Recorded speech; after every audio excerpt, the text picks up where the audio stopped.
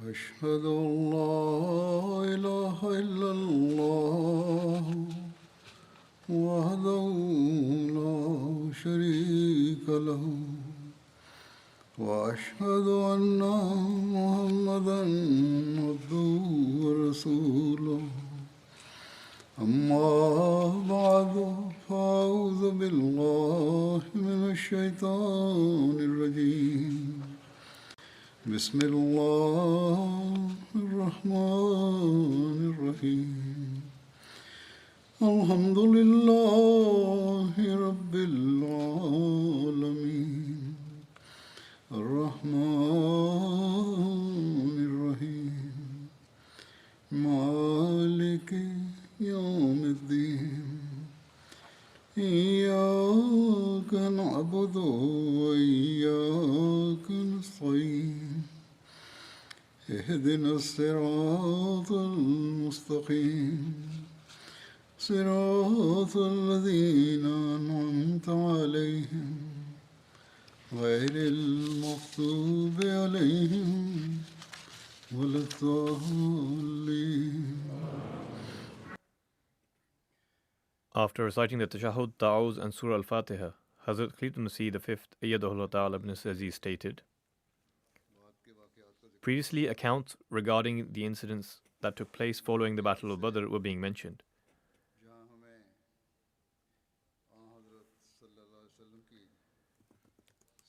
Through learning about these events, we come to know about the life and character of the Holy Prophet ﷺ.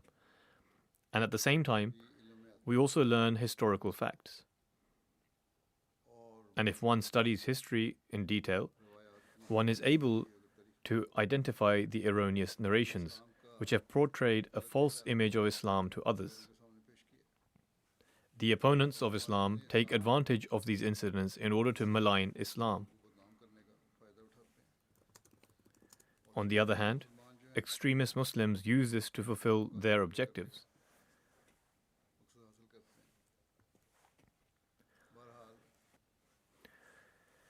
In any case, from the incidents I will present today, the first is that of Umair bin Wahab, who traveled from Mecca to Medina following the Battle of Badr in order to kill the Holy Prophet ﷺ and to avenge the defeat of the idolaters.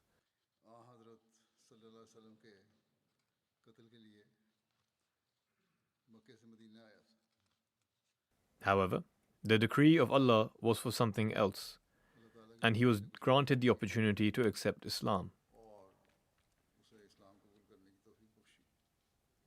Detailing this, it is recorded that Wahab bin Umair was among the prisoners of Badr, who later accepted Islam. Rifa'a bin Rafi imprisoned him. His father, Umair bin Wahab, was one of the chieftains of the Quraysh.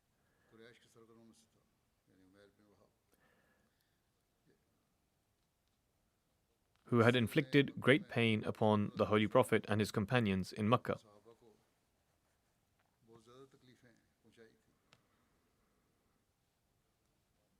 However, following the Battle of Badr, he became a Muslim.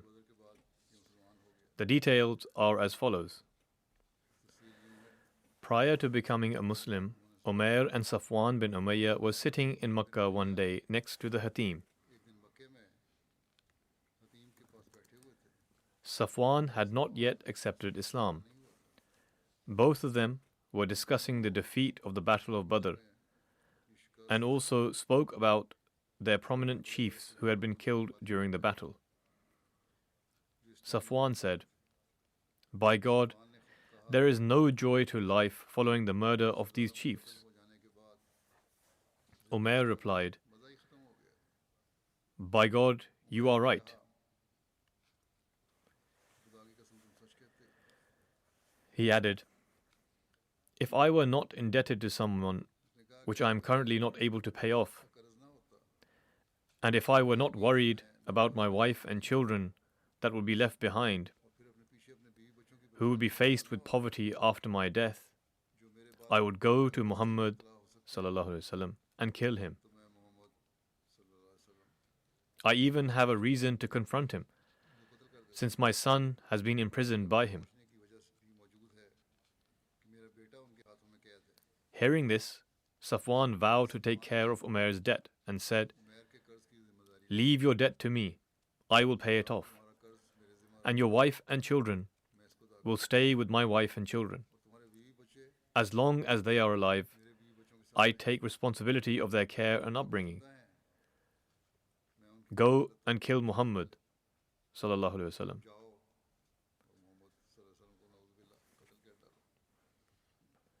Hearing this, Umair agreed to go and said to Safwan, "Keep our discussion a secret."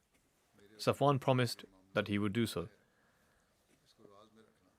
Following this, Umair went home, took out his sword, sharpened it, dipped it in poison, and set out for Makkah and reached Medina. When Umair reached Masjid Nabawi, Hazrat Umar radiallahu anhu was seated in a gathering with some other Muslims and discussing the Battle of Badr. As soon as Umair set his camel down at the doors of Masjid Nabawi, Hazrat Umar radiallahu anhu saw Umair dismounting from his camel with a sword in his hand. As soon as Hazrat Umar saw him, he said, "The enemy of God, Umair bin Wahab, has most certainly come here with bad intentions." Following this, Hazrat Umar immediately got up from there, went to the blessed room of the Holy Prophet, and said, "O Messenger of Allah, sallallahu alaihi wasallam, this enemy of God, Umair bin Wahab, has come here with a drawn sword." The Holy Prophet replied, "Bring him to me." "Do not worry, bring him to me." Hazrat Umar went straight to Umair, firmly grabbed the strap of the sword around the neck of Umair, and started walking with him.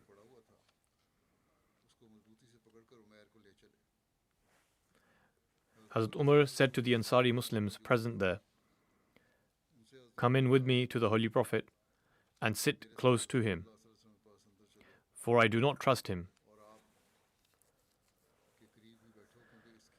Thereafter, Hazrat Umar accompanied him to the Holy Prophet sallallahu alaihi wasallam.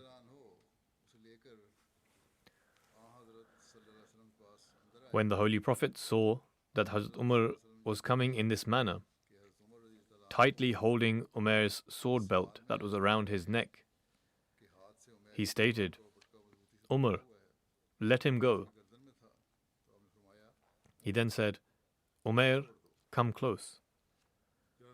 Umair therefore approached him and greeted him with the custom of the days of ignorance, saying, "An'amu sabahan." The Holy Prophet replied, "Umair, Islam has gifted us a better manner of greeting than yours, which is the greeting of the dwellers of paradise. Tell me, why have you come?" Umair replied, "I have come to discuss a prisoner, i.e. his son, who is in your captivity. My request is that you deal kindly in this regard." Looking upon his unsheathed sword, the Holy Prophet asked, "Then what is the need for this sword?" Umair answered, "May God destroy this sword. Have you left us in any worthy state? Did this sword do us any good previously?" The Holy Prophet then said, "Tell me the truth as to why you have come." He did not believe what he was saying. Umair replied, "In all honesty, I have not come for any other purpose than to discuss this prisoner." It is then that the Holy Prophet stated, "No. In fact, you were sat one day by the Hatim with Safwan bin Umayyah, speaking about the Quraysh who had been killed at the Battle of Badr and were thrown in a pit. At that time, you said to Safwan that had it not been for your debt and concern for your wife and children, you would have gone to kill Muhammad. Safwan agreed to pay off your debt and take responsibility of your wife and children on the condition that you kill me." Umair immediately retorted, "Allah must have informed the Holy Prophet that all of this took place." It is mentioned in this narration that he at once proclaimed, "I bear witness that you are the Messenger of Allah. O Messenger of Allah, we used to deny what you received from the heaven and the revelation revealed to you. As for this matter, at that time, there was no one present at the Hatim other than Safwan and I, nor did anyone know of our conversation. Therefore, by God, no one other than Allah the Almighty could have informed you of this. All praise belongs to Allah, who has guided us towards Islam and enabled me to follow this path. Umair then recited the Islamic creed. The Holy Prophet ﷺ said to the companions, "Teach your brother about the faith and the Holy Quran, and free the prisoner." The companions acted upon these instructions at once. Hazrat Umair then said to the Holy Prophet, "O Messenger of Allah, I spent all my time trying to extinguish the light of Allah and vigorously persecuted those who had accepted his religion. I now desire for you to permit me to go to Makkah, to call the people there towards Allah and invite them to Islam. Perhaps Allah the Almighty will guide them. If not, then I shall torment them for their idol worship, just as I used to torment you and your companions for accepting Islam." The Holy Prophet ﷺ thus permitted him to go to Makkah. He did not permit him to go cause them harm, but rather to preach to them. Hence he returned to Makkah, and his son Wahab bin Umair also accepted Islam. After Umair departed from Makkah, Safwan began telling the people, "I give you the glad tidings of an incident that shall take place very soon, that will cause you to forget about the tragedy and woes of the Battle of Badr." And Safwan would inquire from the incoming caravans about Umair. Eventually, one caravan reached Makkah and informed Safwan that Umair had accepted Islam. Safwan swore that he would never speak to him again, nor do any good to him.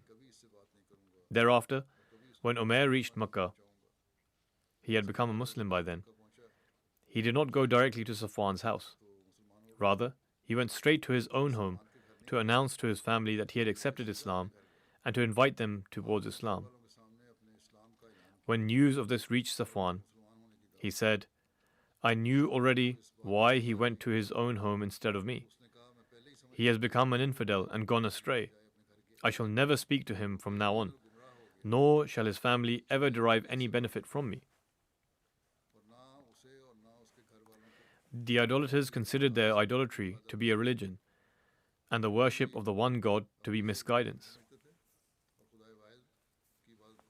This is the case nowadays as well.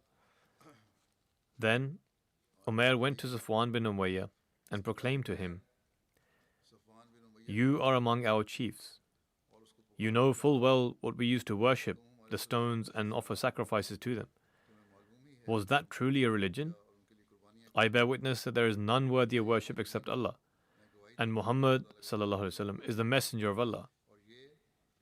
However, Safwan did not respond to what Umair said, nor did he pay any attention to him.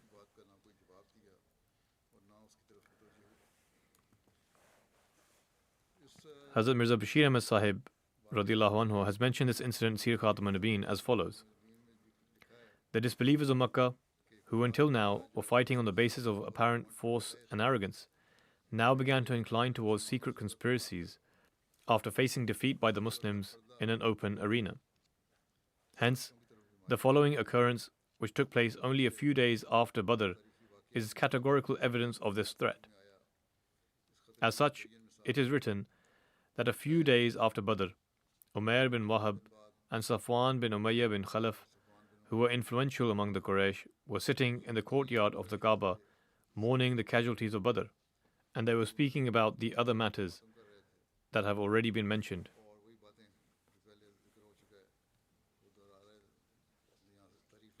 They were saying that life is no longer worth living. And Umair even said, "I am prepared to put my life in danger, but the thought of my children and debts restrains me.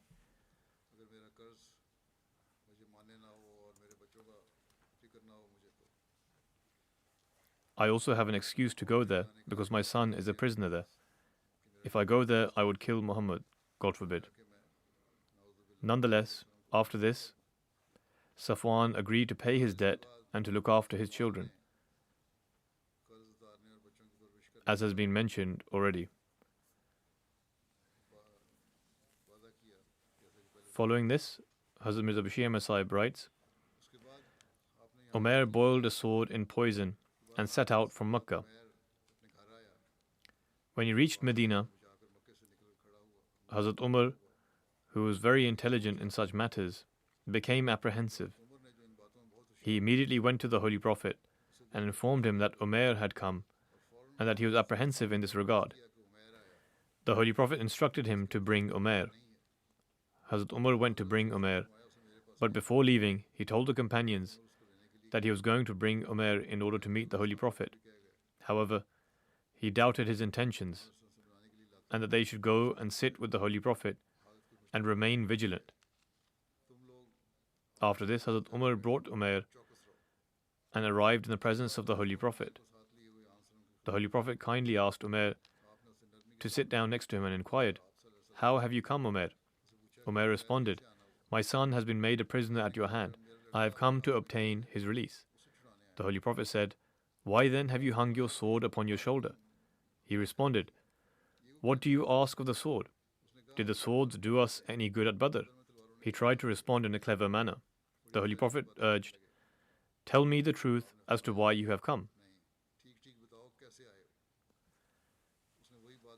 As I have mentioned, he said, "I have come to obtain the release of my son." The Holy Prophet said, "Well then, in other words, you have not hatched a conspiracy with Safwan in the courtyard of the Kaaba." The Holy Prophet hinted towards the plot. Umair was thrown aback, but managed to regain himself and said, "I have made no such conspiracy." The Holy Prophet said, "Did you not conspire to kill me? But remember, God shall not afford you the ability to reach me." Umair went into a state of deep reflection and said, "You speak the truth. We did in fact conspire as you have mentioned. It seems, however, as if God is with you, who has informed you of our intentions. For there was no third individual present among us when Safwan and I were discussing this matter. Perhaps Allah brought about this plan of ours in order to make me believe. I believe in you with a sincere heart." The Holy Prophet was pleased of the acceptance of Umair and said to the companions, "Now he is your brother. Instruct him in the teachings of Islam and release his prisoner." Therefore, Umair bin Wahab became a Muslim, and it was not long before he progressed distinctly in his faith and sincerity. Ultimately, he became so captivated by the light of truth that he urged the Holy Prophet to permit him to go to Makkah so that he could preach to the people there. The Holy Prophet granted him permission, and upon reaching Makkah, he secretly converted many people through his fervent preaching. Day in and day out, Safwan waited anxiously to hear the news of the assassination of the Holy Prophet and would tell the Quraysh to prepare for good news. However, when he witnessed this sight, he lost his mind.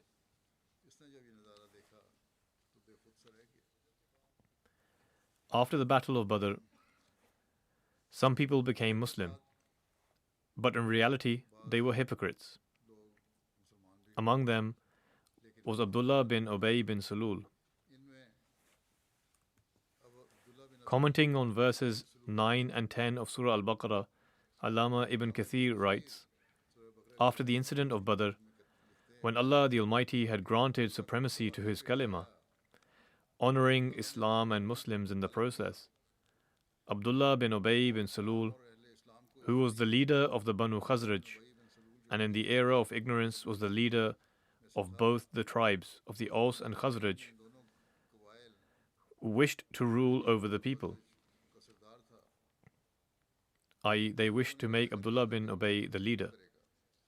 In one narration, it is mentioned that the people had even made the crown and were in the process of crowning him king when virtue descended, i.e., when the message of Islam reached. and people accepted Islam and overlooked him. For this reason, he resented Islam and its followers from the bottom of his heart. When the Battle of Badr took place, he thought to himself that this message is beginning to take root and becoming stronger. Initially, he thought that they were very few in number, but when the Muslims won the Battle of Badr, he became worried. Therefore, he seemingly accepted Islam. Following behind him, a group of his associates also accepted Islam. Some were the people of the book. With regards to this, Hazrat Mirza Bashir Ahmad Sahib writes, "Until now, many people from the tribes of Aus and Khazraj still stood firm upon polytheism. The victory of Badr resulted in a movement among these people, and upon witnessing this magnificent and extraordinary victory, many people from among them became convinced of the truth of Islam. Thereafter, the element of idol worship began to diminish very rapidly in Medina. However, there were also some in whose hearts this victory of Islam had sparked a fire of rancor and jealousy. Finding it unwise to oppose openly, apparently they accepted Islam, but from the inside, they sought to uproot it and joined the party of the hypocrites. The most prominent among the latter class of people was Abdullah bin Ubay bin Salul, who was a very renowned chieftain of the Khazraj tribe. Due to the arrival of the Holy Prophet to Medina, he had already suffered the shock of having his leadership taken away from him.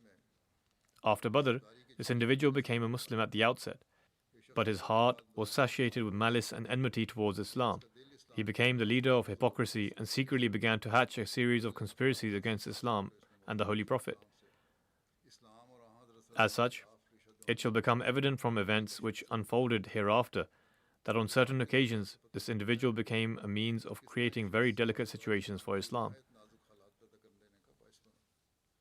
This entails a separate and detailed account. Ghazwa Banu Sulaym or Qarqaratul Qudr. Just after a few days of returning from the Battle of Badr, the Holy Prophet ﷺ learnt of the news that members of the Banu Sulaym and Banu Ghatfan had gathered at Qarqaratul Qudr and were conspiring to launch an attack on Medina. Qarqaratul Qudr was the name of a spring located in a barren land.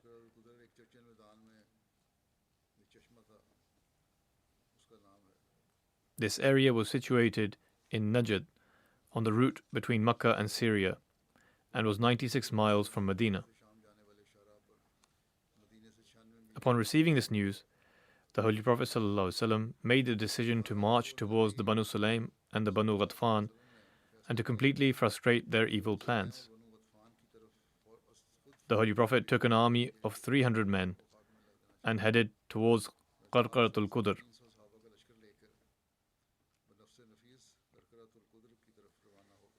There are varying opinions with regards to when they departed for this expedition.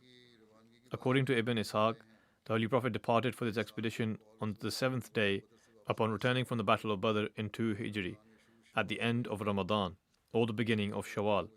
In Tabqat by Ibn Sa'd, it is recorded that the expedition of Banu Sulaym took place on 6th Jamadi al-Ula. According to Waqti, this expedition took place in the middle of the month of Muharram in 3 Hijri. The narrations of Waqti, however, are usually weak. This expedition was led by the Holy Prophet himself, and the flag of the Muslims was white and held by Hazrat Ali. On this occasion, the Holy Prophet appointed Hazrat Abdullah bin Maktoum as his deputy in Medina. It is also mentioned that on this occasion, Hazrat Siwa bin Urfata Ghifari radiyallahu anhu was also appointed as his deputy in Medina. One explanation for both of these narrations is that Hazrat Siwa was appointed as his deputy to deal with the administrative matters, and just as it was the case in previous instances. And Hazrat Abdullah bin Ibn Maktoum was appointed to lead the prayers.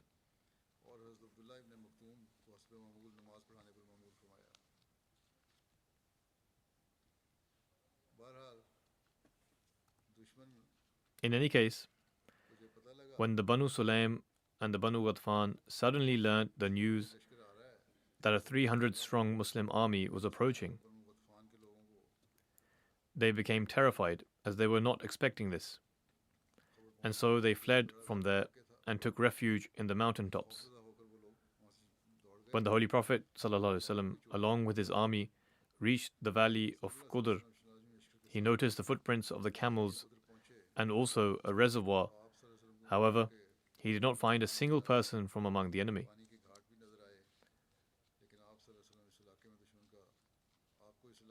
The Holy Prophet dispatched a group of companions towards the elevated area of the valley, and he himself proceeded towards the heart of the middle of the valley without any resistance. The Holy Prophet came across some of the shepherds of the tribes, and among them was someone called Yasar. The Holy Prophet inquired from him about the people of Sulaim and Ghatfan, and he replied, "I have no knowledge about them. I simply provide water for the camels. Some of them are given water on the 5th day, and some are given water on the 4th day. The local people have ascended to the elevated area of the mountains, where the water springs are located. We, however, have remained with the herd of the camels, and are not involved with them. Since these people had come for the intention of war, and they were part of the provisions, therefore the camels and shepherds were taken captive. The Holy Prophet remained there for 3 nights, and according to another narration, he remained there for 10 days. But for however long the Holy Prophet remained there, no one had the courage to challenge the Holy Prophet. And so, without engaging in any battle, the Holy Prophet returned victorious. In one narration it is mentioned that a total of 500 camels were acquired by the Holy Prophet as part of the spoils of war. Since these people had come with the intention of waging a war and had left their provisions and possessions there, therefore, as per the customary practice of the time, it was lawful to take possessions of their wealth, and they were deemed as spoils of war. The Holy Prophet separated 1/5 from it and distributed the remaining 400 camels amongst the Muslims. Each soldier was given 2 camels, and this army comprised of 200 soldiers. Yasar, who was a shepherd, had come into possession of the Holy Prophet, and he subsequently freed him. The Holy Prophet remained outside of Medina for 15 days during this expedition. The details of this incident have been written by Hazrat Mirza Bashir Ahmad Sahib in Sir Khatam al-Nabiyeen. After the migration, the Quraysh of Makkah toured the various tribes of Arabia and turned many of them into deadly enemies of the Muslims. Among these tribes, with respect to strength and number, the most noteworthy were the 2 tribes residing in the central region of Arabia, known as Najd. Their names were the Banu Sulaim and the Banu Ghatfan. The Quraysh of Makkah had especially tied these 2 tribes to themselves and incited them against the Muslims. As such, Sir William Muir writes, "The Quraysh now turned their eyes towards this territory, i.e. to Najd, and entered into closer bonds with the tribes inhabiting them. Henceforth, the attitude of the Banu Sulaim and the Ghatfan, especially of the former, became actively hostile towards Muhammad, which took on a physical form. Incited by the Quraysh and by the example of Abu Sufyan, they now projected a plundering attack upon Medina.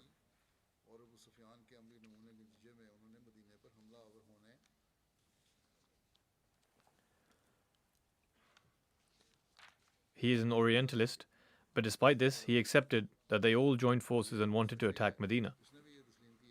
Therefore, however, they were treated in the same manner, and whatever spoils of war was gained was lawful. Nonetheless, Hazrat Mirza Bashir Ahmad Sahib further says, "Thus, when the Holy Prophet ﷺ returned from Badr, it had only been a few days since his arrival in Medina, when he received news that a large army consisting of the tribes of the Sulaim and Ghatafan were assembling in Qarqat al-Qudr with the intention of attacking Medina. The arrival of this intelligence so promptly after the Battle of Badr demonstrates that when the army of the Quraysh set out from Makkah with the intention of attacking the Muslims, at the very same time the chieftains of the Quraysh must have relayed a message to the tribes of Sulaim and Ghatfan, urging them to attack Medina from the opposing front. It is also possible that when Abu Sufyan slipped away and escaped with his caravan by the means of an emissary, he may have urged these tribes to go forth against the Muslims. In any case, The Holy Prophet had only just arrived in Medina after becoming free from the Battle of Badr, when the horrific news was received that the tribes of those Sulaim and Ghatfan were about to wage an onslaught against Muslims. Upon receiving this news, as a preemptive measure, the Holy Prophet immediately assembled a force of the companions and set out towards Najd. However, after undertaking an arduous journey of many days, when the Holy Prophet reached the Kirkara, i.e. the desolate plain, of a place known as Al-Qudr, he found that upon receiving news of the imminent arrival of the Muslims, the people of the Banu Sulaim and Banu Ghatfan had taken refuge in the nearby mountains.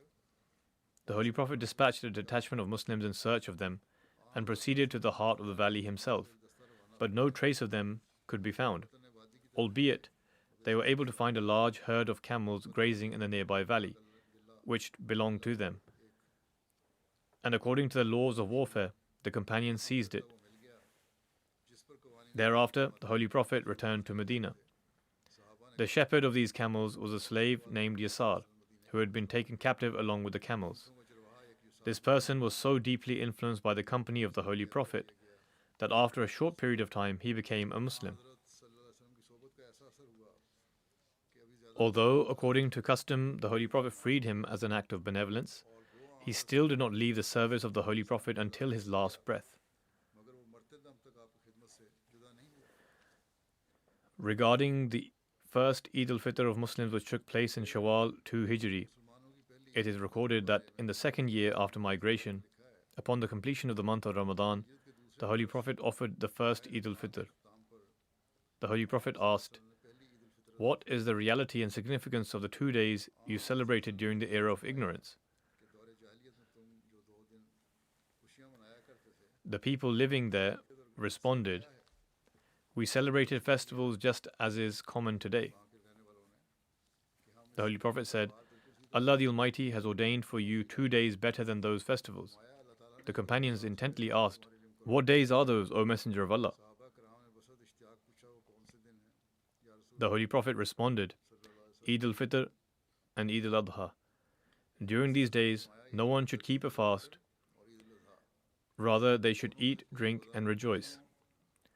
On both of these days, the Holy Prophet would go to the site for Eid prayers, which was located towards the eastern part of Medina. On the day of Eid, the Holy Prophet would head to the prayers using one route and would return home from a different route. In this way, a large congregation would form, and this would strike awe into the hearts of the non-Muslims. On one occasion, the Holy Prophet led the Eid prayer in Masjid Nabwi, because on that occasion it rained heavily. Regarding this Eid, Hazrat Mirza Bashir Ahmad Sahib writes, "At the end of Ramadan, after the fasting of Ramadan had been ordained, the Holy Prophet ﷺ issued the injunction of Sadaqatul Fitr according to divine command. Every Muslim who possessed the capacity to do so was enjoined to contribute 1 sa of dates, grapes, barley, or wheat, etc., per person on behalf of himself, his family, and dependents, as charity prior to Eid. This charity was distributed among the poor, needy, orphans, and widows, etc., so that this may serve as an expiation for any lapses which may have occurred during the worship of fasting, and as a means of aid may be arranged for the poor on the occasion of Eid. As such, according to the command of the Holy Prophet, prior to every Eid, at the end of Ramadan, Sadaqatul Fitr was formally collected from every young and old Muslim man and woman and distributed among the orphans, poor, and needy. It was in this very year that Eid al-Fitr began as well. In other words, the Holy Prophet ordered that upon the completion of the month of Ramadan, the Muslims should celebrate Eid on the 1st of Shawwal. This Eid was in the joy that Allah the Exalted had granted them the ability to offer worship in Ramadan. However, it is immensely fascinating that even for the expression of this joy, the Holy Prophet prescribed a worship. As such, he ordered that on the day of Eid, all the Muslims should congregate in an open space and offer 2 rakat of salat. Then after this salat, the Muslims should of course express their outwardly joy as well, because when the soul experiences joy, it is a right for the body to partake of it as well. In actuality, Allah the Almighty has placed an Eid at the end of all those significant forms of worship which are observed collectively. The Eid of the Salat is the Friday prayer service, which arrives after the observance of Salat for 1 week. This has been referred to as the most superior of all the festivals of Eid. Then the Eid of fasting is Eid al-Fitr, which arrives at the close of Ramadan. The Eid of Hajj is Eid al-Adha, which is celebrated on the second day of Hajj. All of these festivals of Eid are a form of worship in themselves. Therefore, the festivals of Eid in Islam possess a wonderful magnificence, and substantial light is shed upon the reality of Islam. One receives an opportunity to contemplate as to how Islam wishes to bind every action of the Muslims to the remembrance of Allah. Hence, this is the importance of Eid festivals, wherein we should not merely celebrate, but also remember Allah the Almighty and engage in worship. He continues, I would have to divert from history, otherwise I would discuss how Islam has made the remembrance of God an inherent part of a Muslim's every movement, repose, word and action. This is true to the extent that even insignificant actions in our daily lives are tied to remembering God, whether it be to stand or to sit, to sleep or wake, to eat or drink, to wash and bathe, to change clothes, to wear shoes, to exit or enter your home, to begin or return from a journey, to sell or purchase something, to ascend or descend an incline, to enter or exit a mosque, to meet a friend, to face an enemy, to see a new moon, or to go unto your wife. In short, every action from beginning to end, even upon sneezing or yawning, has been in some way linked to the remembrance of God. Thus, this is the true teachings of Islam, to be mindful of Allah the Almighty at all times and in all matters, which every true Muslim should keep in view.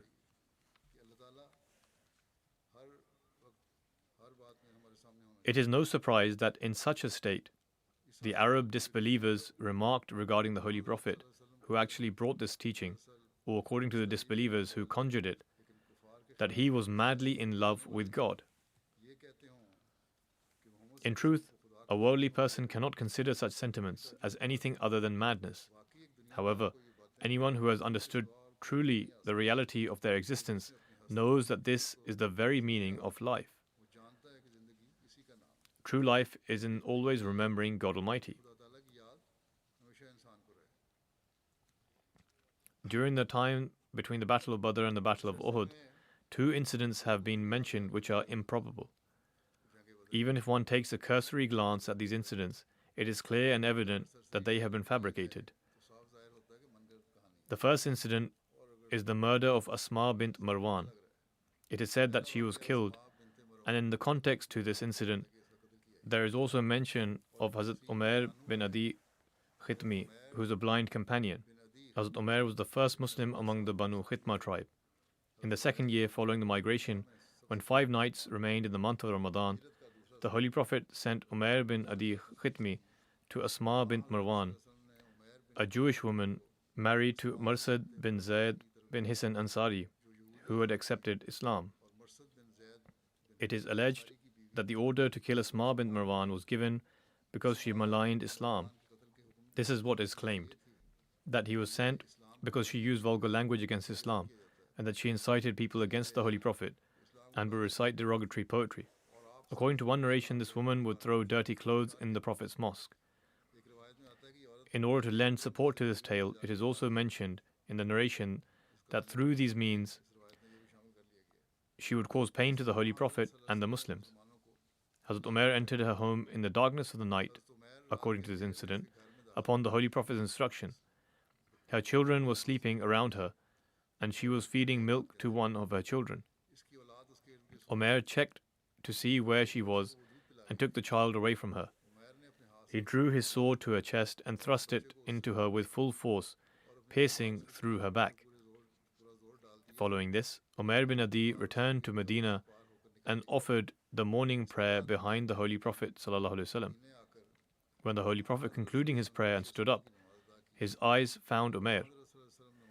The Holy Prophet asked him if he had killed Marwan's daughter, and he replied in the affirmative, inquiring, "Will I be charged with the sin of her murder?" This is what he asked at the time. On the one hand, it is reported that the Holy Prophet had sent him, and on the other hand, he is asking if he would be held accountable for the killing. The Holy Prophet responded by saying an uncommon Arabic proverb, saying, "La yantatihu fiha anzan." meaning even two goats would not quarrel over this matter. That is, the murder of that woman was such an insignificant matter that even an opponent would not object to it.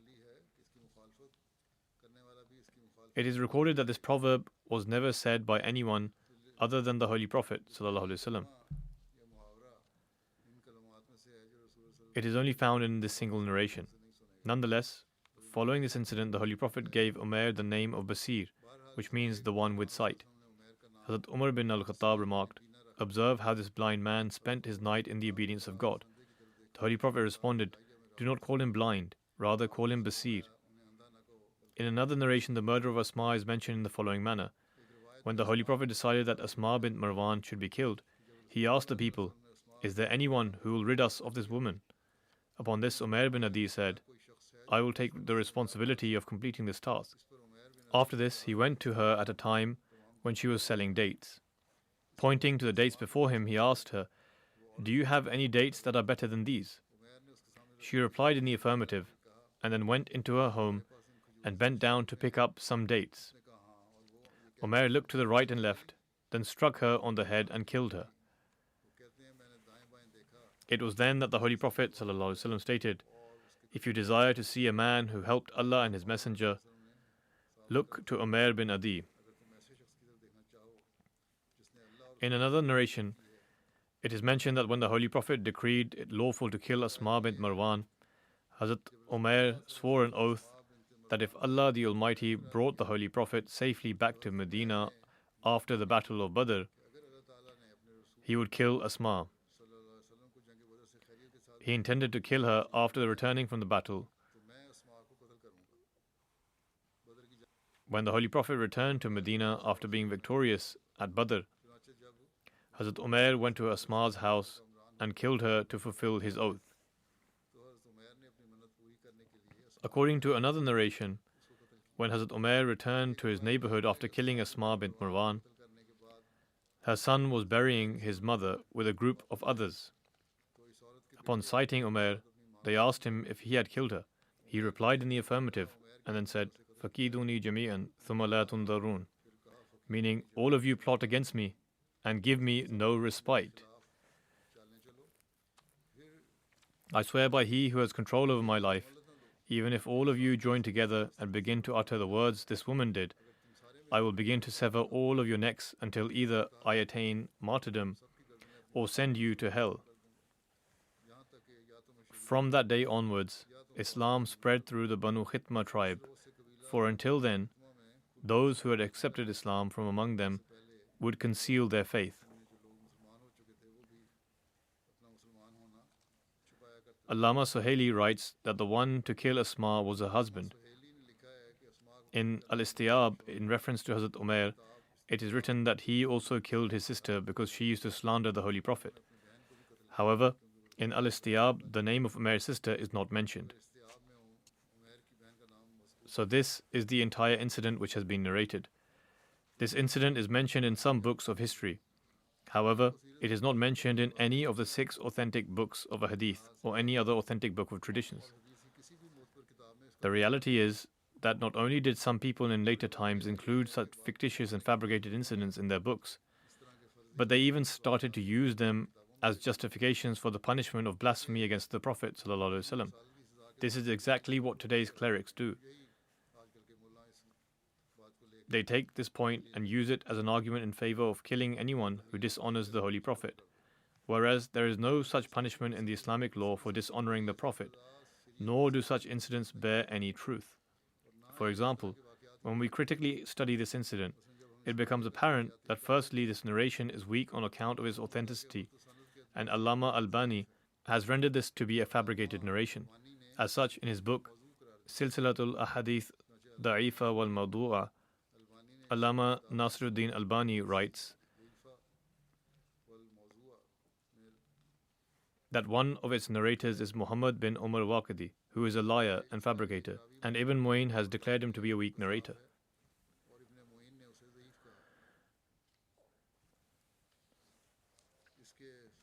When rationally analyzing the events of this narration, there are many questions that arise. For example, how did the companion reach this woman's home on his own despite being blind? They may claim that he had visited the path before or had frequently gone there, and so he is able to estimate the path along this way. But then how was it that he went alone at night, arrived directly at the door, went inside, and found the woman? How did he know that her children were sleeping around her? If one says he felt around for each one of them, but then how could it be that as he was feeling around, nobody woke up? How did he also figure out that she was feeding her child? Then, how was it that upon realizing she was being attacked, she did not try to save herself from the blind man or put up a fight?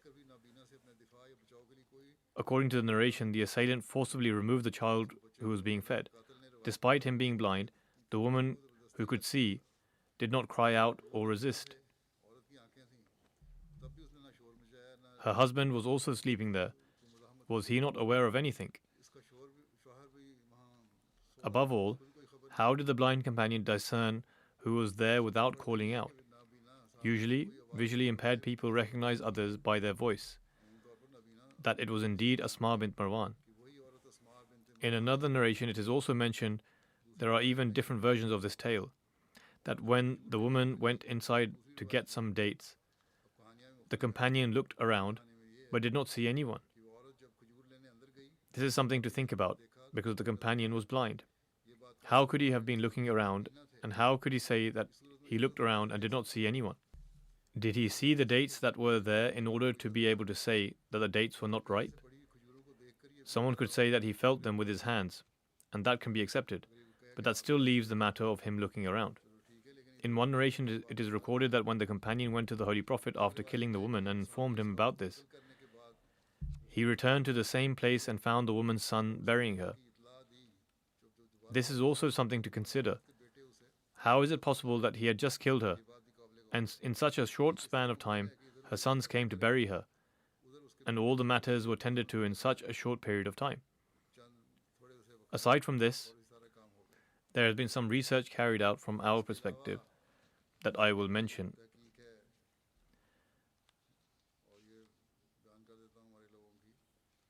There are some other discrepancies that prove this incident to be fictitious and fabricated. Most narrations mention the woman's name being Asma bint Marwan, whereas according to the author of Al-Istiab, she was not Asma, rather she was Umair's sister, bint Adi. Secondly, in most instances the assailant's name is recorded as Umair bin Adi. However, there are other instances where it is recorded as Amr bin Adi, whereas according to Ibn Durayd, the assailant's name was Gishmir. According to some other narrations, none of these were the assailant's name. Rather, someone from among the woman's own tribe killed her when she was selling dates. According to Ibn Sa'd, the murder took place in the middle of the night, whereas Zarqani's narration, it is recorded as happening during the day or in the evening, because according to the narration, the target was selling dates at the time. There are also discrepancies regarding how the crime was committed, whether she was strangled, stabbed in the stomach with a dagger, whether she was killed at night as she slept, or whether under the pretense of purchasing dates from her, she was followed to her home and then strangled.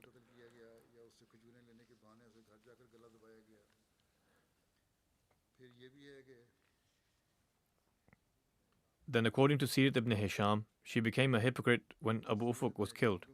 This indicates that she was previously a Muslim and became a hypocrite upon hearing about the killing of Abu Ufuk. If she was a Muslim before this, then how could she have written blasphemous poetry about the Holy Prophet and disrespect the mosque? According to the narration of Waqti, Umair said, "O Allah, I have taken upon myself a vow for your sake. If I return to Medina with the Holy Prophet, then I will certainly kill her." However, according to Daira Ma'arif Sirat Muhammad Rasulullah, he was blind, due to which he could not partake in the Battle of Badr. It is with reference to this incident that the same author has mentioned Waqti's statement that despite being blind, he used to take part in jihad. They themselves mix up false narrations. If this incident is not fictitious and fabricated, then why have books of history such as Tarikh al-Tabari, Tarikh ibn Kathir and others not mention it? It has only briefly been mentioned in certain books, such as At-Tabqat al-Kubra by Ibn Sa'd, etc. There are some who have briefly mentioned this incident. However, Waqti has mentioned it in some detail.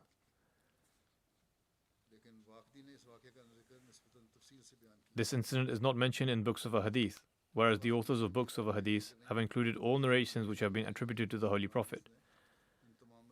Why then has this incident not been included? Then according to this narration, if the Holy Prophet himself sent the companion to kill this woman, then why did the companion go and ask the Holy Prophet whether he would be punished for killing her, as I have mentioned before? If this incident had taken place, then the Jewish people would have surely claimed that the Muslims had broken their treaty by killing Asma bint Marwan and have sought to disturb the peace of Medina. However, historians such as Ar-Rawd al-Unuf and Tariq al-Tabari agree that the first conflict between the Muslims and the Jewish people was the expedition of Banu Qainqa. Hence, there was no such reaction by the Jewish people. As such, these factors prove this incident to be highly doubtful. In fact, it is completely false. Extremist clerics have given importance to these incidents, thereby defaming the beautiful teachings of Islam. Today, they fabricate similar stories in order to carry out their extremist activities against Ahmadis, and these clerics incite others as well. The second incident is similar to this one. I will mention it in the future, God willing. That is also clearly proven to be false.